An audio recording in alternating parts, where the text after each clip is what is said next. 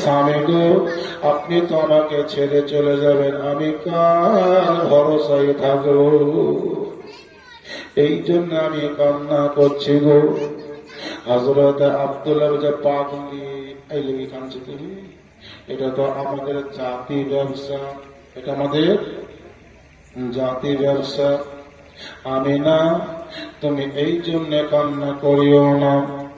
আমি তোমাকে আমার আব্বার দায়িত্বে রেখে চলে যাব গো, তোমার জন্য কিছুই হবে না। স্বামী স্ত্রী দেওয়া মানে হযরত আব্দুল্লাহ আর আমিনা। কিতাবের মধ্যে লেখা আছে তিনি গল্প শুরু করেছিলেন বাবা। মনে হয়েছে এখনো গল্প শেষ হয়নি। হঠাৎ করে যেন সকাল হলো, রাত খুব তাড়াতাড়ি শেষ হয়ে গেল। হযরতে আব্দুল্লাহ তিনি বলেন, আমি আমার স্ত্রীর সঙ্গে কতক্ষণ ধরে গল্প করলাম, হঠাৎ করে মনে হচ্ছে রাতটা একেবারে তাড়াতাড়ি শেষ হলো। হযরতে আমিনাও তিনি বলছেন, আজকে রাতটা একেবারে ছোট রাত হলো। বলে স্বামী গো, আমার মনের কথা আপনাকে অনেক কিছু বলার ছিল, সেই সুযোগটা শেষ হয়ে গেল। একেবারে আজকে ছোট রাত মনে হচ্ছে, খুব তাড়াতাড়ি সকাল হয়ে গেল।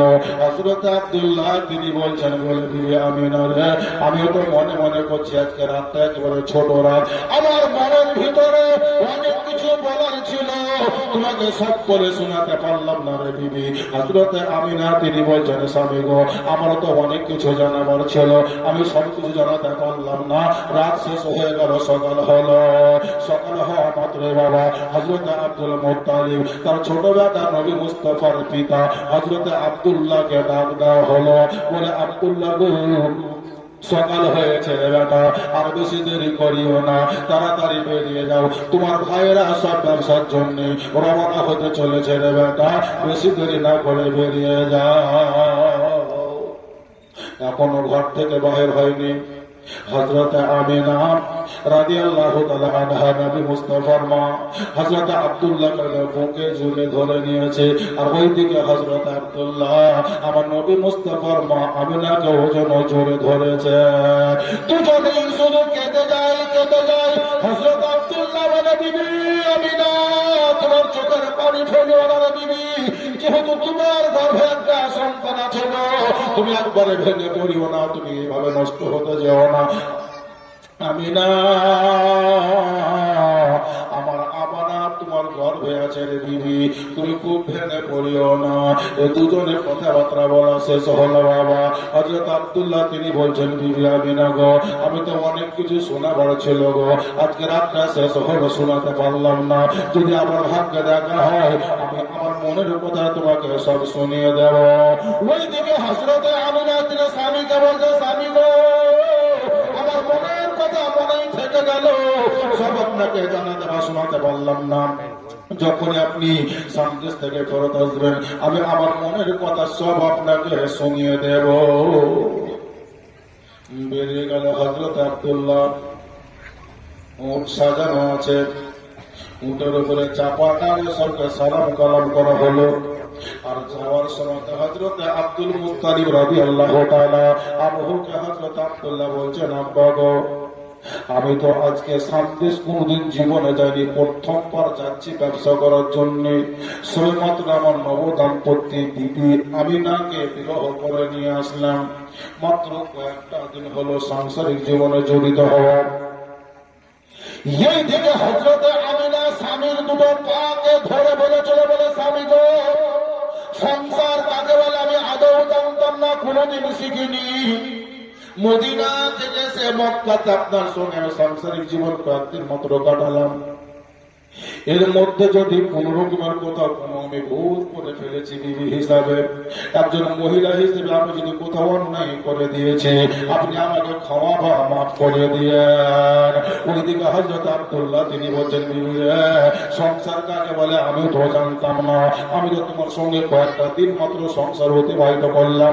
আমার আচারে ব্যবহারে কথাতে বার্তাতে কাজে করবে চলাফেরাতে যদি আওয়াজে শব্দতে কোনো দুঃখ কষ্ট পেয়ে থাকো স্বামী হিসাবে, তোমার কাছে আমি ক্ষমা চেয়ে নিচ্ছি গো বিবি, তুমি আমাকেও মাফ করে দিও। স্বামী যেন বিবির কাছে ক্ষমা চাইল, আর স্বামী বিবি যেন স্বামীর কাছে ক্ষমা চাইল। বেলায় সব শেষ হলো। দুনিয়ার মানুষকে এটাই কেন শিক্ষা দিল? ওরে দুনিয়ার মানুষেরা, স্বামী স্ত্রীর মধ্যে আজ হতে গেলে ঝগড়া হতে পারে, কথা কাটাকাটি হলে হতে পারে, কিন্তু বিবি হয়ে যেমন স্বামীর কাছে ক্ষমা চাইতে হয়, ঠিক তেমনি স্বামী তুমি যদি বাহিরে কোথাও চলে যাও, তো যাওয়ার আগে বিবির কাছেও তুমি মাপটা চেয়ে নিয়ে যাও। এটাই হলো বিধান, এটাই হলো সংবিধান, এটাই হলো আইন।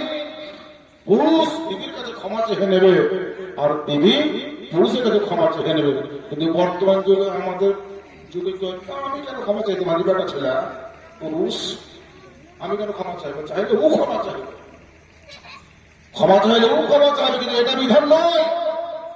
স্বামীর কাছে বিবি যেমন ক্ষমা চাহে, ঠিক তেমন স্বামী তোর কাছ থেকে ক্ষমা চাইতে হবে। ভুল দুজনে তো হতে পারে, হয়তো তার আমিনার কোনো ভুল ছিল না, আব্দুল্লাহর ভুল ছিল না, তবুও তিনি ভুল সংশোধন করার কারণে তিনারা ক্ষমা চাহা হলো। হযরত আব্দুল্লাহ রাদিয়াল্লাহু আনহু তিনি উটের উপর চাপলেন। যাবার আগে হযরত আব্দুল মুত্তালিবকে বলছেন, আব্বা গো, আমি যে তোমার বাড়িতে মদিনা থেকে নিয়ে আসা মেয়েটা, যার নাম হলো আমিনা, আমার বিবি, তাকে আমি তোমার ভরসায় তোমার দায়িত্বে রেখে গেলাম। আমি তোমার ছোট বেটা আব্দুল্লাহ বলছো, আব্বা তোমার বৌমা আমিনার গর্ভে একটা সন্তান আছে গো, ওই সন্তানটারও দেখাশোনা দায়িত্ব তোমাকে দিয়ে দিলাম। আমার ওই লাগতো যে নুরে নজর কলেজের করা আমিনার গর্ভে সন্তানটা আছে, ওই সন্তানটার দায়িত্ব তোমাকে দিয়ে দিলাম। এই কথাবার্তা বললো। হযরত আব্দুল্লাহ উটের উপরে চাপলেন, আর আব্দুল মুত্তালিবের ভাই তারা আগেই উটের উপরে কমপ্লিট। বড় যিনি ছিলেন আব্দুল মুত্তালিব বড় বেটা, উনি জানা হলো হারিস, উট চলতে লাগলো। মেজো বেটা চাপলো, ও চলছে, সেজ বেটা চাপলো, ও চলছে। সবাই একের পর এক উট ছেড়ে দিল, বাড়ি থেকে বেরিয়ে যাচ্ছে। শেষ প্রান্তে আমার নবীর পিতা আমিনার স্বামী আব্দুল মুত্তালিবের ছোট বেটা হযরত আব্দুল্লাহ ওটার উপরে চাপলো। বাবা ব্যবসাতে তো কোনোদিন যায়নি, রাস্তাঘাট কেমন সে জানে না।